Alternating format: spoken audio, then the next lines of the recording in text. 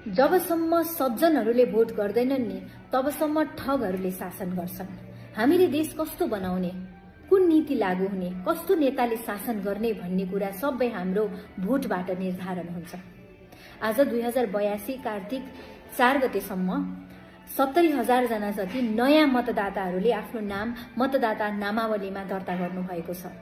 अझै धेरै जनसङ्ख्या हुनुहुन्छ जसले भोटर आइडीमा आफ्नो नाम दर्ता नै गर्नु भएको छैन, भोटर आइडी बनाउनु भएको छैन, रजिस्ट्रेसन गर्नु भएको छैन।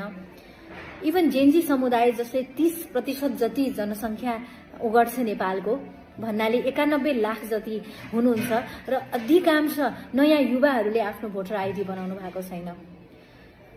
म केही महिना अगाडि 3-4 वटा जिल्ला विकट ठाउँमा जाँदाखेरि त्यहाँ धेरै युवाहरू भोट हाल्न उत्सुक हुनुहुन्छ, तर उहाँले रजिस्टर गर्नु भएको छैन, पोलिटिक्स प्रति इन्ट्रेस्ट देखाउनु भएको थिएन। तर राम्रो कुरा पछिल्लो समय जेन्जी युवाहरूले पोलिटिक्समा हस्तक्षेप गर्न खोजिराख्नु भएको छ, सिस्टम क्लिनअप गर्न खोजिराख्नु भएको छ, नो करप्सन मुभमेन्ट चलाइराख्नु भएको छ।